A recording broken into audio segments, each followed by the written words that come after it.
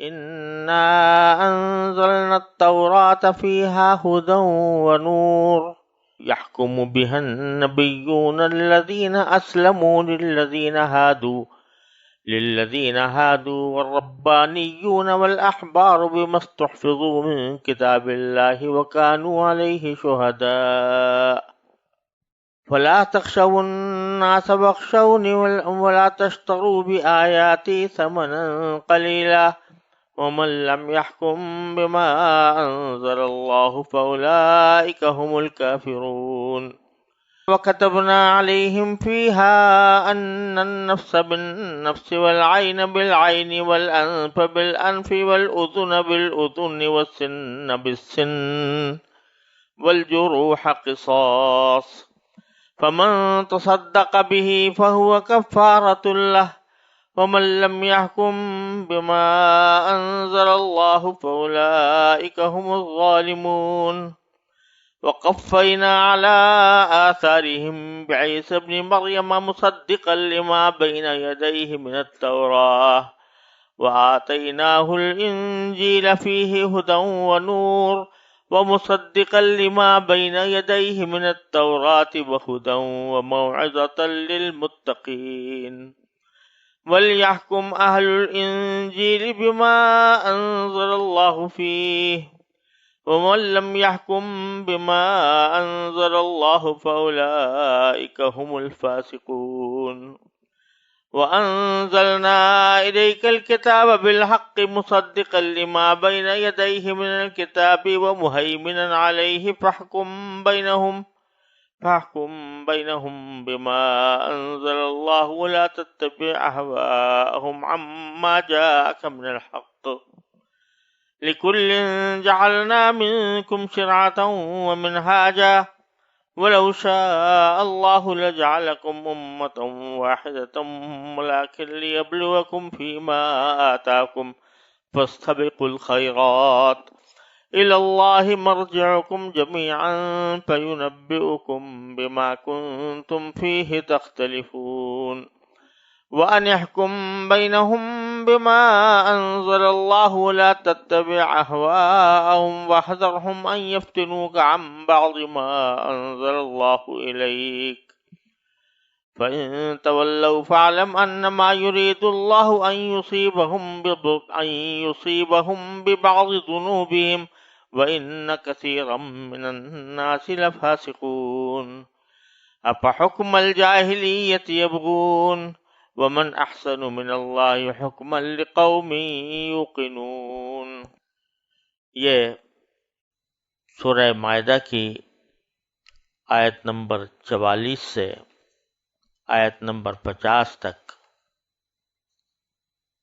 قرآن کریم کی میں نے تلاوت کی ہے، اور ان آیات کریمہ کا تعلق بھی بڑی حد تک ان واقعات سے ہے جو اس سے پہلے کی آیات کی تفسیر میں ذکر کیے گئے ہیں۔ ان آیات کا ترجمہ یہ ہے: بے شک ہم نے تورات نازل کی تھی جس میں ہدایت تھی اور نور تھا۔ تمام نبی جو اللہ تعالیٰ کے فرمانبردار تھے اسی کے مطابق یہودیوں کے معاملات کا فیصلہ کرتے تھے، اور تمام اللہ والے اور علماء بھی اسی پر عمل کرتے رہے، کیونکہ ان کو اللہ کی کتاب کا محافظ بنایا گیا تھا اور وہ اس کے گواہ تھے۔ لہذا اے یہودیوں، تم لوگوں سے نہ ڈرو اور مجھ سے ڈرو، اور تھوڑی سی قیمت لینے کی خاطر میری آیتوں کا سودا نہ کیا کرو، اور جو لوگ اللہ کے نازل کیے ہوئے حکم کے مطابق فیصلہ نہ کریں وہ لوگ کافر ہیں۔ اور ہم نے اس تورات میں ان کے لیے یہ حکم لکھ دیا تھا کہ جان کے بدلے جان، آنکھ کے بدلے آنکھ، ناک کے بدلے ناک، کان کے بدلے کان، دانت کے بدلے دانت، اور زخموں کا بھی بدلہ لیا جائے۔ ہاں، جو شخص اس بدلے کو معاف کر دے تو یہ اس کے لیے گناہوں کا کفارہ ہو جائے گا، اور جو لوگ اللہ کے نازل کیے ہوئے حکم کے مطابق فیصلہ نہ کریں وہ لوگ ظالم ہیں۔ اور ہم نے ان پیغمبروں کے بعد عیسیٰ ابن مریم کو اپنے سے پہلی کتاب یعنی تورات کی تصدیق کرنے والا بنا کر بھیجا، اور ہم نے ان کو انجیل عطا کی جس میں ہدایت تھی اور نور تھا، اور جو اپنے سے پہلی کتاب یعنی تورات کی تصدیق کرنے والی اور متقیوں کے لیے سراپا ہدایت و نصیحت بن کر آئی تھی۔ اور انجیل والوں کو چاہیے کہ اللہ نے اس میں جو کچھ نازل کیا ہے اس کے مطابق فیصلہ کریں، اور جو لوگ اللہ کے نازل کیے ہوئے حکم کے مطابق فیصلہ نہ کریں وہ لوگ فاسق ہیں۔ اور اے رسول محمد صلی اللہ علیہ وسلم، ہم نے تم پر بھی حق پر مشتمل کتاب نازل کی ہے جو اپنے سے پہلی کتابوں کی تصدیق کرتی ہے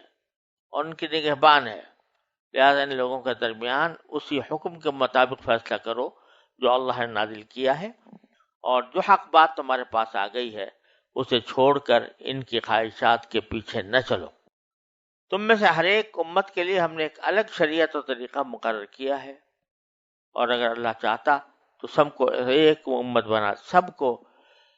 امت بنا دیتا، لیکن الگ شریعتیں اس لیے دیں تاکہ جو کچھ اس نے تمہیں دیا ہے اس میں تمہیں آزمائے، لہذا نیکیوں میں ایک دوسرے سے آگے بڑھنے کی کوشش کرو۔ اللہ ہی کی طرف تم سب کو لوٹ کر جانا ہے، اس وقت تمہیں وہ باتیں بتائے گا جن میں تم اختلاف کیا کرتے تھے، اور ہم حکم دیتے ہیں کہ تم ان لوگوں کے درمیان اسی حکم کے مطابق فیصلہ کرو جو اللہ نے نازل کیا ہے، اور خواہشات کی پیروی نہ کرو، اور ان کی اس بات سے بچ کر رہو کہ وہ تمہیں فتنے میں ڈال کر کسی ایسے حکم سے ہٹا دیں جو اللہ نے تم پر نازل کیا ہو۔ اس پر اگر وہ منہ موڑیں تو جان رکھو کہ اللہ نے ان کے بعض گناہوں کی وجہ سے ان کو مصیبت میں مبتلا کرنے کا ارادہ کر رکھا ہے، ان لوگوں میں سے بہت سے فاسق ہیں۔ بھلا کیا یہ جاہلیت کا فیصلہ حاصل کرنا چاہتے ہیں؟ حالانکہ جو لوگ یقین رکھتے ہوں ان کے لیے اللہ سے اچھا فیصلہ کرنے والا کون ہو سکتا ہے؟ جیسا کہ پچھلی آیات کی تفسیر میں بیان کیا گیا تھا، یہ یہودیوں کا ذکر ہے جو مدینہ طیبہ میں آباد تھے، اور رسول کریم صلی اللہ علیہ وسلم سے ان کا ایک معاہدہ ہو گیا تھا کہ امن کے ساتھ رہیں گے، امن کا معاہدہ تھا۔ لیکن ان یہودی حضرات کی کیفیت یہ تھی کہ ان کے ہاں اگر کوئی شخص بڑا آدمی جرم کا ارتکاب کرتا تو وہ چاہتا تھا کہ کسی طرح مجھے اس سزا کا سامنا نہ کرنا پڑے جو تورات میں اس کے لیے طے کی گئی ہے۔ اس کے لیے مختلف ہیلے بہانے کیے جاتے تھے، اور رسول کریم صلی اللہ علیہ وسلم کی طرف بھی بعض مرتبہ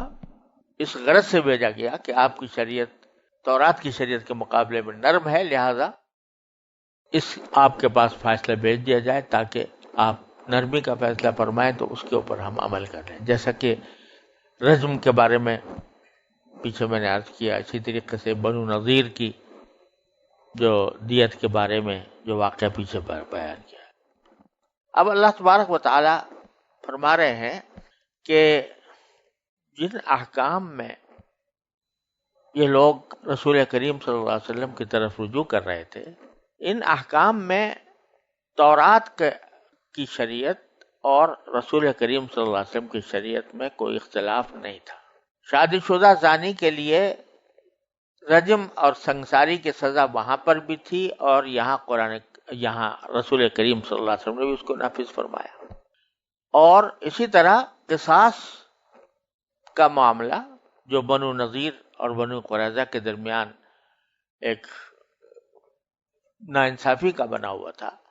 اس بارے میں بھی تورات نے جو کچھ حکم دیا تھا وہی قرآن کریم نے بھی دیا ہے اور رسول کریم صلی اللہ علیہ وسلم نے بھی دیا ہے۔ تو ان کو چاہیے تھا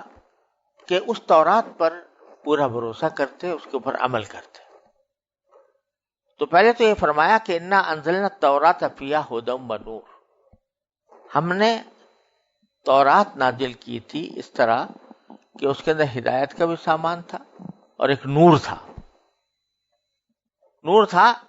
اللہ تبارک و تعالی کی اطاعت کے حکم دینے کا، اس کے اندر نور تھا کہ کوئی شخص اس پر عمل کرے تو اس کی زندگی منور ہو جائے. یحکم بها النبیون الذین اسلموا، اور اس کے مطابق فیصلہ کرتے رہے ہیں انبیاء کرام. تورات تو حضرت موسیٰ علیہ السلام پر نازل ہوئی تھی، پھر اس کے احکام حضرت عیسیٰ علیہ السلام تک جاری رہے. اس دوران بہت سارے انبیاء کرام تشریف لائے جو بنو اسرائیل سے تعلق رکھتے تھے. حضرت موسیٰ کے بعد یوشع علیہ السلام، کالب علیہ السلام، سموئیل علیہ السلام اور شعیہ علیہ السلام،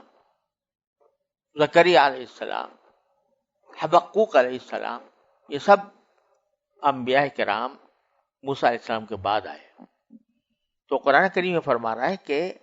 یہ سارے انبیاء کرام اس تورات کے احکام کے اوپر عمل کرتے رہے ہیں. یحکم بها النبیون الذین اسلموا، جنہوں نے اپنے آپ کو فرما بردار بنا لیا تھا. اشارہ اس طرف ہے کہ یوں تو تورات کے ماننے والے تم بھی ہو،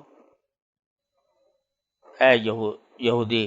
جو بنو اسرائیل جو وہاں پر آباد تھے مدینہ منورہ گویا، ان کی طرف اشارہ ہو رہا ہے کہ یوں تو تم زبان سے تورات کے قائل تم بھی ہو اور تم بھی ایمان رکھتے ہو، کہتے ہیں کہ ہم ایمان رکھتے ہیں تورات پر، لیکن تم نے اپنے آپ کو پوری طرح تورات کا تابع فرمان نہیں بنایا ہوا، لہذا بہت سے احکام جو تورات کے تمہیں ناگوار والے ہوتے ہیں ان کو چھوڑ دیتے ہو. تو یہ انبیاء کرام جو تورات پر عمل کرتے آئے ہیں، یہ وہ تھے جنہوں نے اپنے آپ کو جھکا لیا تھا، یعنی فرما بردار بنا لیا تھا اللہ تعالیٰ کا. تو یہ نہیں ہے کہ دوسرے لوگوں کو تو تورات کے احکام سنائیں اور خود اس پر عمل نہ کریں. للذین ہادو، اور یہ جو فیصلے کرتے تھے انبیاء کرام، یہ یہودیوں کے لیے کرتے تھے. والربانیون والاحبار، اس کا عطف ہو رہا ہے نبیون کے اوپر کہ اللہ والے اور عالم لوگ بھی جو اپنے آپ کو فرما بردار بنائے ہوئے تھے وہ بھی اس کے مطابق فیصلے کرتے تھے. یعنی ایک تو انبیاء فیصلے کرتے تھے، ایک اللہ والے یعنی جو نبی نہیں ہیں لیکن اللہ تعالیٰ سے قرب ان کو حاصل ہے وہ، اور احبار یعنی علماء. دونوں میں فرق یہ ہے کہ احبار کے اوپر یعنی علماء، ان کے اوپر علم کی کا رنگ غالب ہوتا ہے اور علم کے طرف زیادہ متوجہ ہوتے ہیں کہ علم حاصل کرتے رہیں اور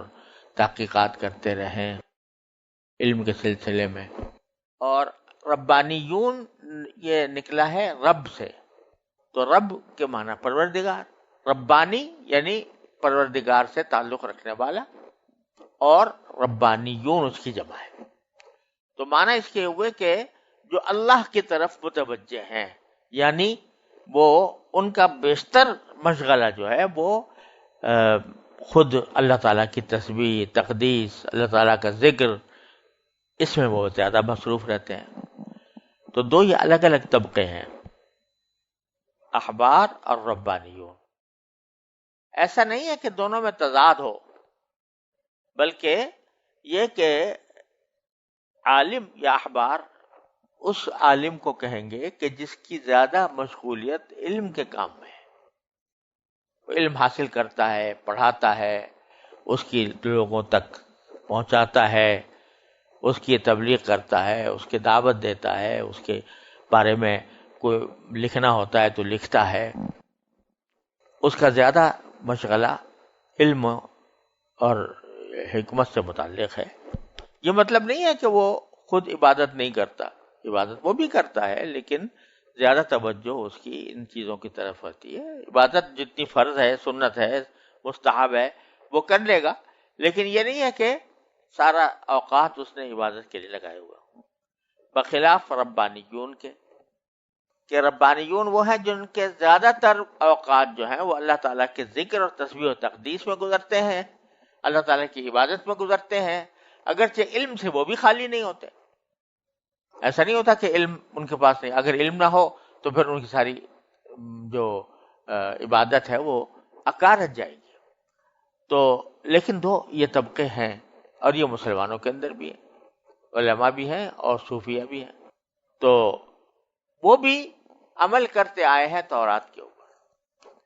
بما استحفظوا من کتاب اللہ، اس لیے کہ ان کو محافظ بنایا گیا تھا اللہ کی کتاب کا. وَقَانُوا عَلَيْهِ شُهَدَاءَ، اور یہ اس کے گناہ، اس کے گواہ تھے. اور یعنی بعض حضرات نے اس کا ترجمہ یہ کیا کہ وہ اس کی خبر رکھنے والے تھے، اس کے نگراں تھے. تو اللہ تبارک و تعالیٰ فرماتے ہیں کہ فَلَا تَخْشَوُا النَّاسَ وَاخْشَوْنِ. تو بھائی یہ جو تم نے سلسلہ شروع کیا کہ تورات کے احکام سے روگردانی کر کے کوئی ہیلے بہانے تلاش کرتے ہو، کیوں کرتے ہو؟ اس واسطے کہ تمہیں لوگوں کا ڈر ہے کہ اگر ہم صحیح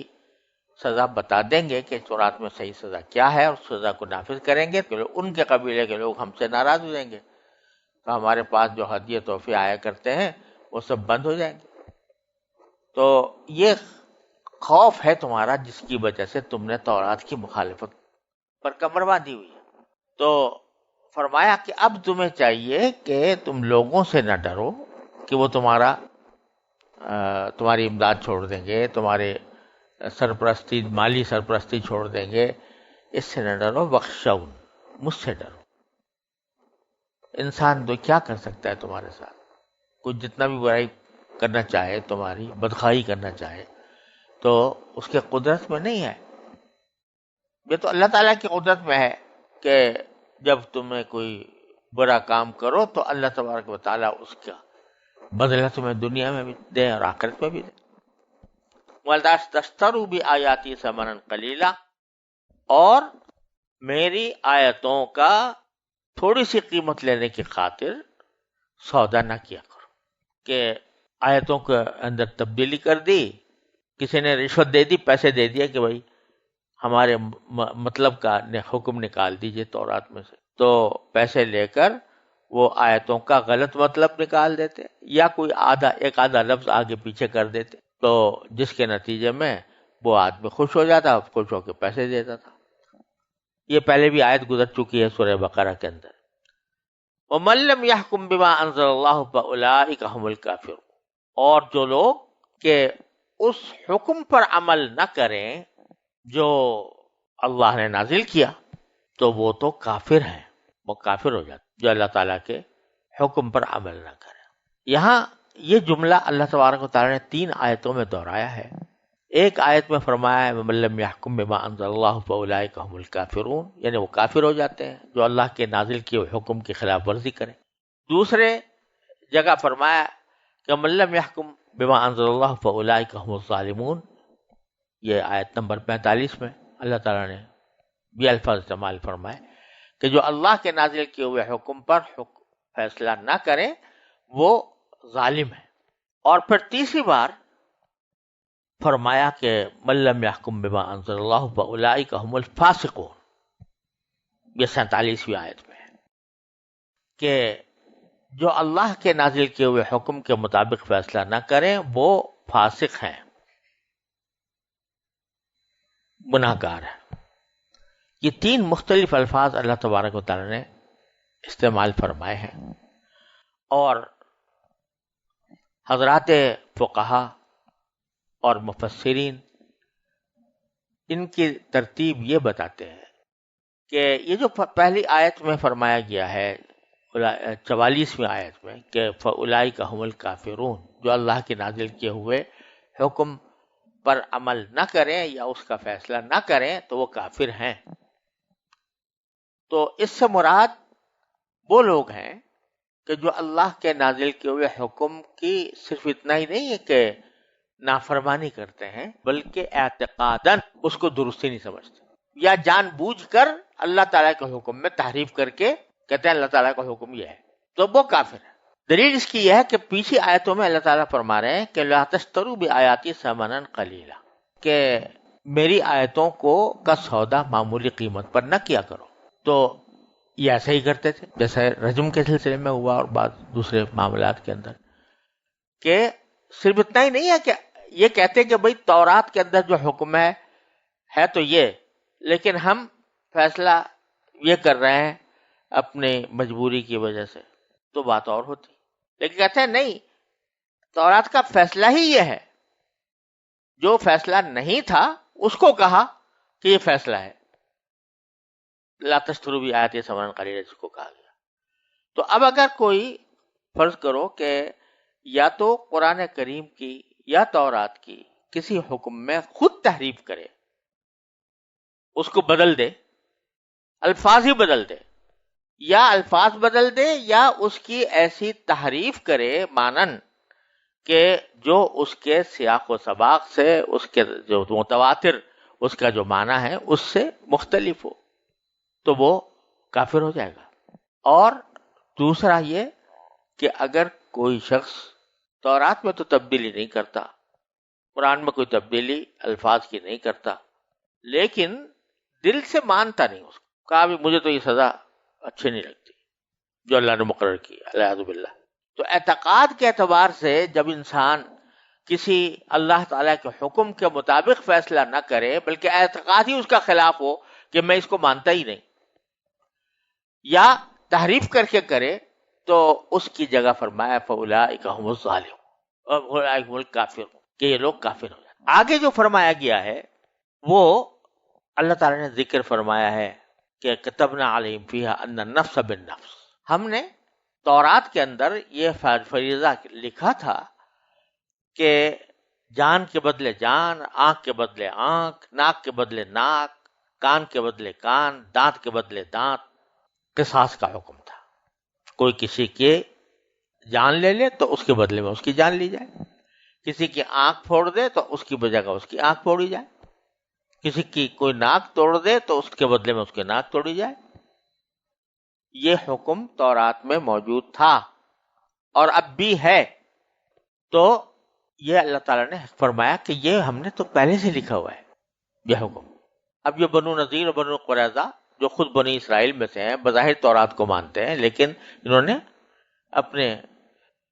حساب سے اس کے اوپر عمل کرنا چھوڑ دیا، آپس میں وعدہ ہی کر لیا کہ تمہاری اگر دیت ہوگی تو تمہارا آدمی مرے گا تو ہم ایک دیت دیں گے، اور ہمارا آدمی مرے تو تم ڈبل دینا۔ تو یہ کیا مطلب ہوا یہاں پر کہ تحریف نہیں کی، لکھا ہوا تھا تورات کے اندر کہ یہ اس طرح ہوگا، تو وہاں کوئی تحریف نہیں کی، آج بھی موجود ہے۔ یہ بھی نہیں کہا کہ ہم اس کو تسلیم نہیں کرتے، لیکن عملاً ایک معاہدہ کر لیا بنو قریظہ بنو نذیر نے آپس میں کہ بنو نذیر کے جو لوگ ہیں وہ مارے جائیں گے تو ان کو ڈبل دیت دی جائے گی۔ تو جب یہ بات ہوئی تو قرآن نے فرمایا کہ تورات میں تو یہ کہا تھا کہ اس طرح قصاص ہوگا، والجروح قصاص، زخموں کا بھی قصاص ہوگا، اور اگر کوئی معاف کر دے فمن تصدق بھی، یعنی جس کو حق قصاص ہے وہ اگر معاف کر دے تو فہو کفارۃ اللہ، تو اس کے لیے معاف کرنے والے کے لیے یہ کفارہ ہو جائے گا اس کے گناہوں کا، یعنی اس کو ثواب ملے گا۔ اب آگے فرماتے ہیں وَلَمْ يَحْكُمْ بِمَا أَنزَلَ اللَّهُ فَأُولَٰئِكَ هُمُ الظَّالِمُونَ۔ اب یہاں ذکر آ رہا ہے یہودیوں کے اس عمل کا کہ انہوں نے کوئی تحریف نہیں کی، انہوں نے کوئی معتقداً اعتقاداً یہ نہیں کہا کہ تورات کا حکم غلط ہے، لیکن عملاً اس کی خلاف ورزی کی اور ایک معاہدہ ایسا کر لیا جو اس کے خلاف تھا۔ اور وہ معاہدہ بھی کیسا تھا کہ ایک فریق کہتا تھا کہ میری آدمیوں کی جان زیادہ قیمتی ہے تمہارے جانوں کے مقابلے میں، تو یہ ظلم تھا۔ تو فرمایا وَلَمْ يَحْكُمْ بِمَا أَنزَلَ اللَّهُ فَأُولَٰئِكَ هُمُ الظَّالِمُونَ، یہاں ظالم کا لفظ کہ وہ لوگ ظالم ہوں گے۔ وَقَفَّيْنَا عَلَىٰ آثَارِهِمْ بِعِیسَىٰ ابْنِ مَرْیَم، اور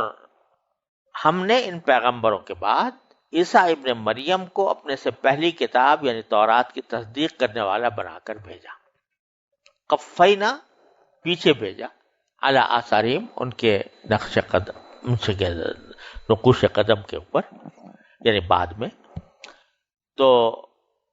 وہ تصدیق کرتے تھے، حضرت عیسیٰ علیہ السلام تورات کے احکام کی تصدیق کرتے تھے، اور تورات کے احکام کو نہ صرف مانتے تھے بلکہ ان کو نافذ بھی کرتے تھے۔ وَآتَيْنَاهُ الْإِنْجِيلَ فِيهِ هُدًى وَنُورٌ، اور پھر ان کو ہم نے ایک دوسری کتاب دی، انجیل، اس میں بھی ہدایت تھی اور نور تھا. یہی الفاظ تورات کے لیے فرمائے تھے، یہ الفاظ انجیل کے لیے فرمائے کہ اس میں ہدایت بھی تھی اور نور بھی تھا. وَمُصَدِّقًا لِمَا بَيْنَ يَدَيْهِ مِنَ التَّوْرَاةِ، اور یہ انجیل جو تھی یہ تصدیق کر رہی تھی اس کتاب کی جو اس سے پہلے آئی تھی، یعنی تورات، اس کی تصدیق کرتی تھی. وَهُدًى وَمَوْعِظَةً، اس میں ہدایت بھی تھی اور نصیحت بھی تھی متقی لوگوں کے لیے. اب یہاں فرماتے ہیں وَلْيَحْكُمْ أَهْلُ الْإِنْجِيلِ بِمَا أَنزَلَ اللَّهُ فِيهِ. اب اہل انجیل کو چاہیے کہ جو کچھ اللہ نے نازل کیا ہے انجیل کے اندر اس کے مطابق فیصلے کریں. وَمَن لَّمْ يَحْكُم بِمَا أَنزَلَ اللَّهُ فَأُولَٰئِكَ هُمُ الْفَاسِقُونَ، اور جو اللہ کے نازل کیے ہوئے حکم کے فیصلے کے مطابق فیصلہ نہ کرے تو وہ فاسق ہے. یہاں پر بھی جو اہل انجیل سے خطاب ہو رہا ہے کہ جو کچھ انجیل کے اندر نازل ہوا ہے تمہیں چاہیے کہ اسی کے مطابق فیصلے کرو. اب اگر تم نہیں کرو گے تو فاسق ہوگے. یہاں کافر نہیں کہا بلکہ فاسق فرمایا، جو کہ نافرمان کے لیے معنی میں آتا ہے. اور وہ اس لیے کہ یہاں پر ذکر اس بات کا ہے کہ اہل انجیل جو تھے انہوں نے یہ نہیں کہا تھا کہ بھئی ہم اس میں تحریف کریں گے. یہ عملاً تحریف کی تھی، نہ اعتقاداً انجیل کے احکام کو نہ غلط سمجھا تھا، لیکن عملی طور پر اس میں کوتاہی ہو گئی اور اس کے مطابق عمل نہیں کیا. اس واسطے یہاں پر فرمایا فَأُولَٰئِكَ هُمُ الْفَاسِقُونَ. تو کیا وہ فاسق؟ یہاں سمجھ لیجئے یہ بات کہ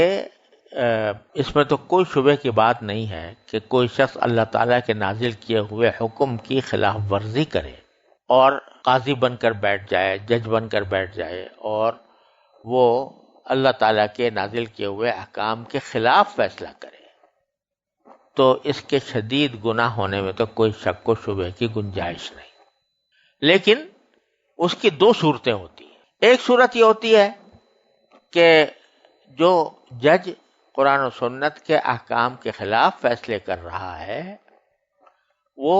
دل سے بھی یہ جانتا ہے، دل سے بھی یہ سمجھتا ہے کہ قرآن و سنت کے جو احکام ہیں وہ جو ہے وہ معاذ اللہ وہ صحیح نہیں ہے اور اس میں ظلم ہے، بے ناانصافی ہے، یا معاذ اللہ جو ہے وہ ہمارے دور کے تقاضوں کے مطابق نہیں ہے یا پروپیگنڈے کے مطابق نہیں ہے. تو جو شخص یہ سمجھے العیاذ باللہ کہ قرآن کا حکم ہی غلط ہے یا ناقابل عمل ہے تو وہ پہلی آیت کے تحت آئے گا وَمَن لَّمْ يَحْكُم بِمَا أَنزَلَ اللَّهُ فَأُولَٰئِكَ هُمُ الْكَافِرُونَ. اور دوسرا شخص وہ ہے کہ جو اس کی نفی تو نہیں کرتا، یہ تو نہیں کہتا کہ میں مانتا نہیں ہوں، لیکن ساتھ ہی فیصلے کرتا ہے اس کے خلاف اور اس کے دل پر کوئی میل بھی نہیں آتا کہ بھئی میں قرآن و سنت کے خلاف فیصلے کر رہا ہوں. میل بھی نہیں آتا، نہ تو انکار ہے قرآن و سنت کا یا اس کے احکام کا، اور دوسری طرف عملاً کر رہا ہے اور دل میں کوئی تردد بھی پیدا نہیں ہوتا کہ بھئی میں یہ جو کر رہا ہوں گناہ نہ ہو جائے کہیں. تو اس پر صادق آتی ہے دوسری آیت فَأُولَٰئِكَ هُمُ الظَّالِمُونَ، کہ جو اللہ کے نازل کیے ہوئے حکم کے بغیر فیصلے کرتا ہے تو وہ ظالم ہے. اور تیسری صورت یہ ہے کہ آدمی یہ سوچتا ہے کہ بھئی ہے تو اللہ تعالیٰ کا حکم بہتر، لیکن میں کیونکہ مجبور ہوں تو اس مجبوری کی وجہ سے میں اللہ کے نازل کیے ہوئے حکم کے خلاف فیصلہ کر رہا ہوں، تو اس کا حکم یہ ہے کہ وہ فاسقین میں شامل ہے. اس لیے کہ تمہیں کس نے کہا کہ تم فیصلہ کرو؟ تم استعفیٰ دے کے الگ ہو جاؤ اور کوئی دندہ دیکھو. کوئی ضروری تو نہیں کہ تم ہمیشہ اسی عہدے پر ثابت رہو. تو اب اگر کوئی شخص اللہ تعالیٰ کے حکم کی خلاف ورزی کر رہا ہے، اگرچہ اس کو دل میں یہ خیال بھی ہے کہ میں اللہ تعالیٰ کی حکم کی خلاف ورزی کر رہا ہوں، تو وہ فاسقین یا ظالمین میں شامل ہوگا، وہ کافرین میں نہیں آئے گا. اللہ تعالیٰ کفر سے بھی حفاظت فرمائے ظلم سے بھی حفاظت فرمائے اور فسق سے بھی حفاظت فرمائے۔ پھر فرمایا کہ وَأَنزَلْنَا إِلَيْكَ الْكِتَابَ بِالْحَقِّ مُصَدِّقًا لِمَا بَيْنَ يَدَيْهِ مِنَ الْكِتَابِ، اور اے نبی صلی اللہ علیہ وسلم، ہم نے آپ پر بھی کتاب نازل کی ہے برحق، اور وہ کتاب بھی تصدیق کرنے والی ہے اس سے پہلے جو کتاب آ چکی تھی، یعنی تورات و انجیل۔ اس کو یہ نہیں کہتی کہ اللہ نے نازل نہیں کی تھی، اللہ نے نازل کی تھی۔ وَمُهَيْمِنًا عَلَيْهِ، اور اس کتاب کے نگراں بھی ہے۔ یہ عجیب لفظ استعمال فرمایا کہ یہ نگراں ہے اس کتاب کی۔ کیا معنی؟ کہ یہ لوگ تو اس کتاب کے اندر تحریف کرتے رہتے ہیں، کچھ سے کچھ بنا دیتے ہیں، تو ہم نے جو کتاب نازل کی ہے یہ اس کی نگرانی اور نگہبانی کرتی ہے کہ کہاں انہوں نے غلط کیا تھا اور صحیح کیا ہے، وہ بتاتی ہے۔ تو مہیمن ہے یعنی نگہبان اور نگراں ہے اس کتاب کی، یعنی تورات کی بھی اور انجیل کی بھی۔ تو یہاں یہ بھی صاف واضح ہو گیا کہ جو تصدیق کی بات کی گئی ہے کہ بھئی قرآن تصدیق کرتا ہے تورات اور انجیل کی، تو تورات اور انجیل کی تصدیق کے معنی یہ ہے کہ اس کے جو بنیادی عقائد ہیں اللہ تعالیٰ کی وحدانیت کے اور بنیادی، ان کے اندر وہ تصدیق کرتا ہے۔ رسول کریم صلی اللہ علیہ وسلم کی تشابری کی پیشین گوئیاں جو اس میں موجود ہیں ان کی تصدیق کرتا ہے، لیکن چونکہ مہیمن ہے یعنی نگہبان ہے، تو پھر کہیں نہ کہیں انہوں نے جو غلطیاں کی ہیں ان کی تصحیح بھی کر دیتا ہے کہ یا غلط کہی انہوں نے بات اور صحیح بات یہ ہے۔ فاحکم بینہم بما انزل اللہ، لہذا اب آپ ان کے درمیان فیصلے کیجئے اسی حکم کے مطابق جو اللہ نے نازل کیا ہے۔ ولا تتبع اہواہم، اور ان کی خواہشات کے پیچھے نہ چلیے۔ عما جاءک من الحق،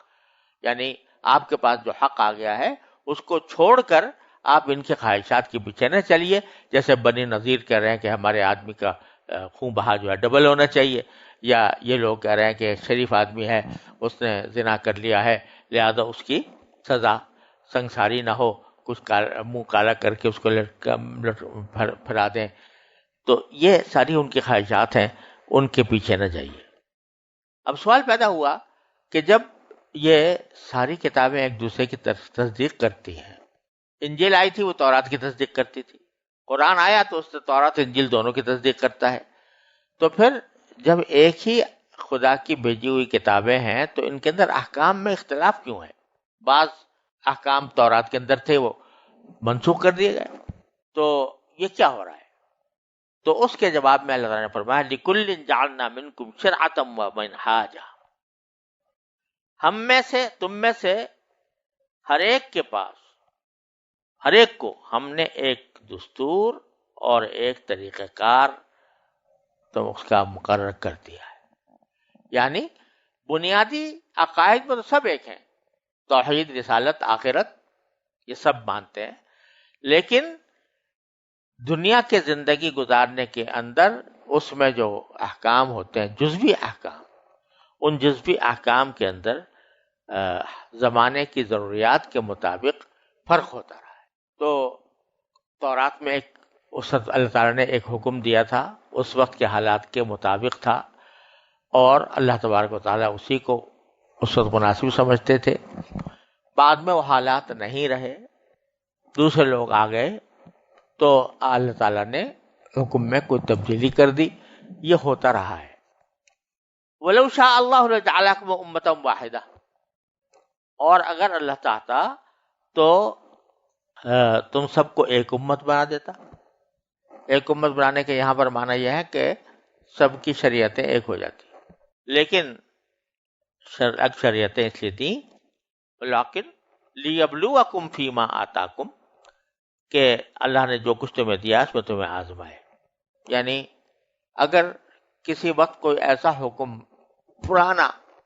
جو تورات میں آیا تھا وہ اہل قرآن کے لیے بھی نافذ کر دیا جاتا،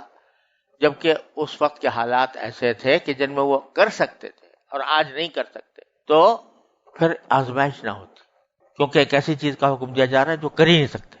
لا یکلف اللہ نفسا الا وسعها، اللہ تعالیٰ اس کی انسان کی وسعت سے زیادہ کا مکلف اس کو نہیں بناتے، تو اگر اس حکم کا آج مکلف بناتے تو یہ آزمائش کیسے ہوتی؟ آزمائش تو اس سے جگہ ہوتی ہے جہاں ایک آدمی کام کر سکتا ہو اور نہ کر سکتا ہو، دونوں باتیں ہوتی ہوں، لیکن یہاں پر جب وہ اگر اس کو مجبور کر دیا جاتا کسی ایک کام پر کہ اس کے سوا تم کچھ اور کر نہیں سکتے، اور وہ اس کی طاقت سے باہر ہوتا، تو وہ آزمائش ہی نہ ہوتی۔ لِيَبْلُوَكُمْ فِي مَا آتَاكُمْ فَاسْتَبِقُوا الْخَيْرَاتِ، لہذا تم ایک دوسرے سے نیکیوں میں آگے بڑھنے کی کوشش کرو، اور یہ ذہن میں رکھو ہمیشہ کہ اِلَى اللَّهِ مَرْجِعُكُمْ جَمِيعًا، سب کو اللہ کی طرف لوٹ کے جانا ہے۔ فَيُنَبِّئُكُم بِمَا كُنتُمْ فِيهِ تَخْتَلِفُونَ، اللہ تعالیٰ وہاں جا کر خوب واضح کر دیں گے کہ تم جن کاموں میں اختلاف کیا کرتے تھے اس میں حق کیا تھا۔ وَأَنِ احْكُم بَيْنَهُم بِمَا أَنزَلَ اللَّهُ، پھر دوبارہ اب فرمایا جا رہا ہے کہ یہ جو لوگ تمہارے پاس مقدمہ لے کر آئے ہیں، وہی رجم والا یا دیت والا، تو ان کے درمیان فیصلہ کریں آپ جو آپ پر اللہ نے نازل کی، وَلَا تَتَّبِعْ أَهْوَاءَهُمْ، اور ان کی خواہشوں کی پیروی نہ کریں، وَاحْذَرْهُمْ أَن يَفْتِنُوكَ عَن بَعْضِ مَا أَنزَلَ اللَّهُ إِلَيْكَ، اور ان کی اس بات سے بچ کر رہو کہ کہیں وہ تمہیں فتنے میں ڈال کر کسی ایسے حکم سے ہٹا دیں جو اللہ نے تم پر نازل کیا ہو، بچ کر رہو۔ یعنی یہ بڑے شاطر لوگ ہیں، تو کسی وقت کہیں ایسا نہ ہو کہ یہ آپ کو غلط فہمی میں مبتلا کر دیں۔ فَإِن تَوَلَّوْا، اگر پھر بھی نہ مانے یہ لوگ اللہ کے حکم کے اوپر عمل کرنے کو، فَاعْلَمْ أَنَّمَا يُرِيدُ اللَّهُ أَن يُصِيبَهُم بِبَعْضِ ذُنُوبِهِمْ، تو جان رکھو کہ اللہ نے ان کے بعض گناہوں کی وجہ سے ان کو مصیبت میں مبتلا کرنے کا ارادہ کر رکھا ہے۔ اگر یہ نہیں مانیں گے نا تو کیا ہوگا کہ ان پر کوئی نہ کوئی عذاب ہوگا، آئے گا۔ تو یہ انہوں نے جو پہلے نافرمانیاں کی تھیں اس کی بنا پر ہم نے یہ ارادہ کر رکھا ہے کہ ان کو کسی مصیبت میں مبتلا کر دے ان کے گناہوں کی وجہ سے۔ وہ مصیبت یہی ہوگی کہ حکم دیا جا رہا ہے اللہ تعالیٰ کی طرف سے کچھ اور یہ عمل کچھ اور کر رہے ہیں۔ اور فرمایا کہ بَإِنَّ كَثِيرًا مِّنَ النَّاسِ لَفَاسِقُونَ، ان لوگوں میں اکثر لوگ جو ہیں وہ فاسق ہیں۔ أَفَحُكْمَ الْجَاهِلِيَّةِ يَبْغُونَ، کیا یہ جاہلیت کا فیصلہ چاہتے ہیں؟ وَمَنْ أَحْسَنُ مِنَ اللَّهِ حُكْمًا لِقَوْمٍ يُوقِنُونَ، اور اللہ سے زیادہ بہتر کون ہوگا فیصلہ کرنے والا مگر ان لوگوں کے لیے جو اللہ پر یقین رکھتے ہوں۔